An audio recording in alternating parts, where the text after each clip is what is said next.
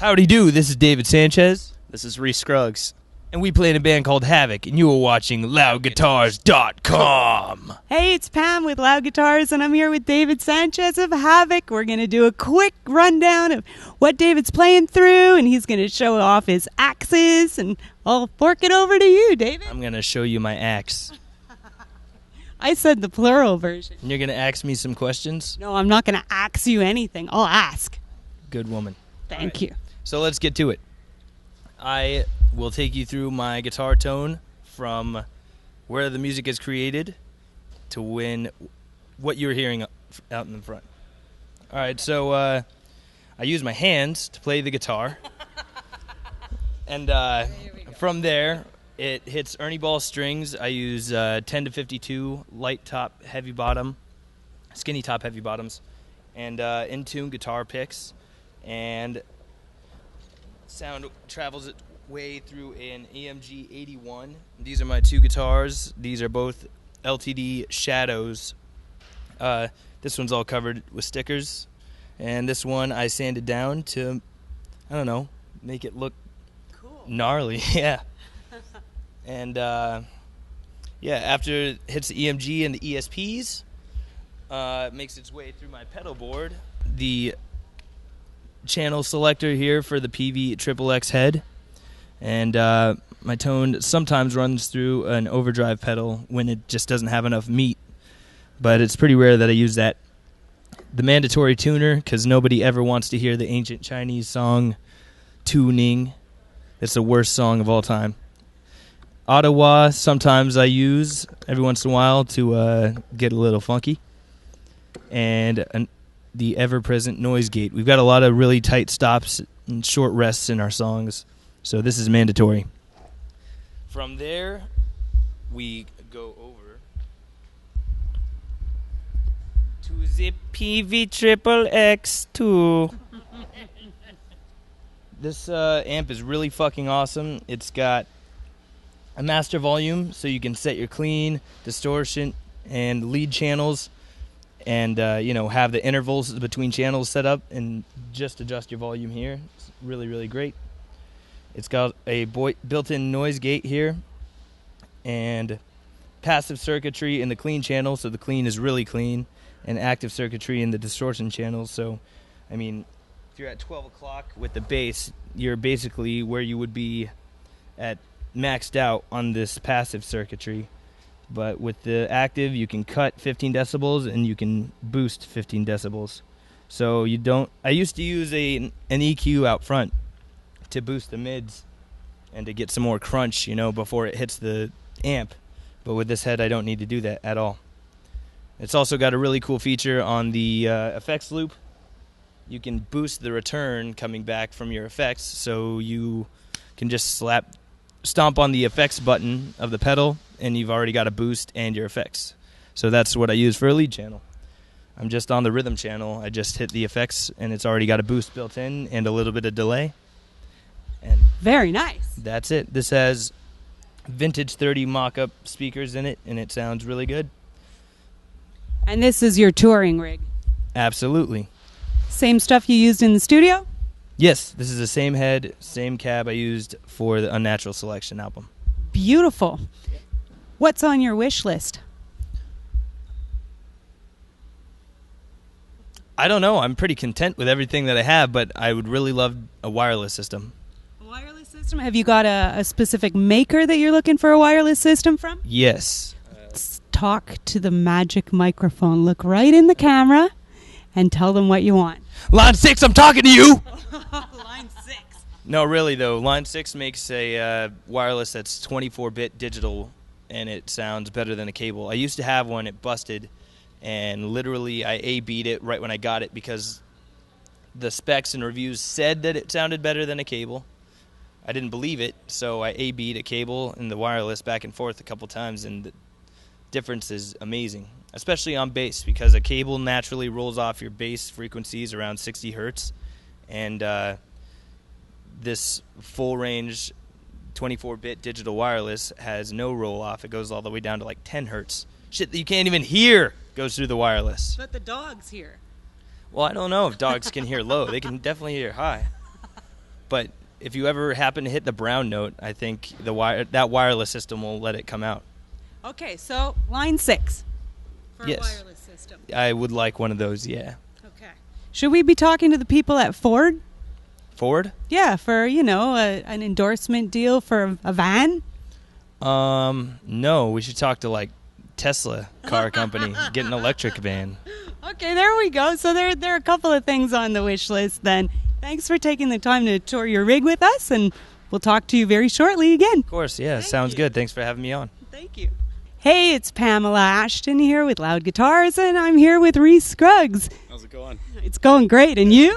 Great. Montreal. We love it here. So, all right, killer. All right, so we'll just go to my favorite piece of gear, the thing that makes me sound super extra awesome and heavy, and that is my 5153 by EVH. It is a stellar piece of gear.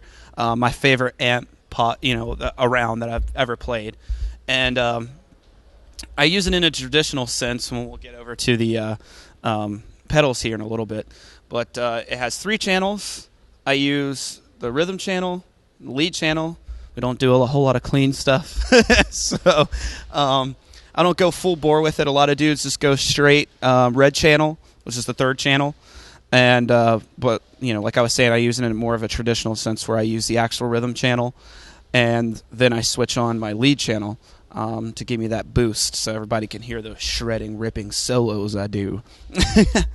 And then we'll go to the other major component of my sound, rig, playing, whatever. My Charvel Star model, all decked out in white, with EMG 81 and 85. I love Charvel. I just got with Charvel maybe, 6 months, 7 months ago, something like that. And basically, I saw this model. I saw this, this body style, and looked at it and said, "This is the exact body style I would custom make. Like I would make just, dreaming guitars up in my fantasies and stuff like that." It's a combination of a bunch of different, players that inspire me. Of course, it's Dimebag Darrell, is a big part of what I do. Has inspired me a whole lot. So it's got that Dimebag thing going on, but it's white, kind of like Randy Rhoads, and it's got a couple other factors in there too. All active pickup situation going on there. It's a neck through with a truly unfinished neck, which is possibly the best neck I've ever felt in my life. It's a great guitar, really roadworthy. I got my band from Virginia on there, Monolith. That's their sticker. I got to show them some love. But other than that, it's pretty bare bones, stripped down as far as like a guitar goes. Got to have the Floyd. Got to do those Dimebag squeals. And 24 frets. I could give or take 24 frets. 22 is as high as I go. But yeah, it's a great piece of gear. I have a black one, and I have another black one coming on the way that my dad's going to paint for me. He's going to make it polka dot, black and white polka dot, just like Randy Rhoads. So yeah, I got another one of those coming in. I love those guitars. Can't say enough good things about Charvel or EVH. They rip. People there are great. I'm proud to be on board with them. We'll go over here to my pedal board real quick, and I'll talk about how I use the amp plus what I have here on my pedal board. I've got my channel selector, of course, my EVH channel selector, and I always use the blue channel, which is the 2nd channel, as my rhythm channel, and I use the red channel as my solo channel. I combine the rhythm channel sound with this Zakk Wylde MXR Overdrive pedal that I've been using for years, probably ever since I was about maybe 18 or 19. It's probably the basis of my rhythm sound plus my lead sound on every single recording I've ever done. And I also combine it with the lead channel sound as well. So it's to me, it's the thickest, best tone on the face of the planet, the combination of the EVH 5153 and that MXR right there. You can't get any more brutal than that. Other than that, I'm not a pedal guy. I don't tap dance around. My effect essentially is the way I play with a combination of using the channels or the toggle switch selector to go to the middle position. I use the middle position for the guitar a lot to give me a smooth, glassy, like Yngwie tone. And then other than that, I got a noise gate and a tuner. You can't get any more bare bones stripped down than that. Just meat and potatoes all the way. What's on your wish list? Oh, more guitars, always. More EVH amps, too. I'd like to get, they have a 50-watt version, which is like a practice amp, kind of. I'd like to have one for home use and home recording. I'd like to get the white version of this stack, plus a couple more black versions or whatever. They have some that come in white, come in black, or whatever. And I'd like to do that, but always more guitars. I'd like to get, since I'm with Charvel, I'd like to get some San Dimas models because they're just, ripping. Maybe see if I could cop a Warren DeMartini model because, he rips, and I love those guitars. They're classic. As far as pedals go, I don't care. This is as far as I want to go. All the effects, delays, and courses and stuff like that get added.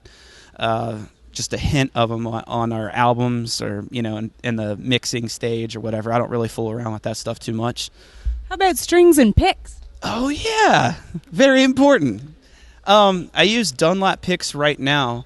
I've just had a couple, bags laying around for years. But the band, I think, is going to go totally in-tune picks. Dave's got an endorsement with them, and they're really, really badass over there. So I think I might switch over to that. And for strings, I'm using Ernie Ball. Great people over there as well who hook us up, and great strings. So you can't be a functioning guitar player without either of those things. So, yeah, that's it. All right, cool. Thanks for taking us for a walk around your rig.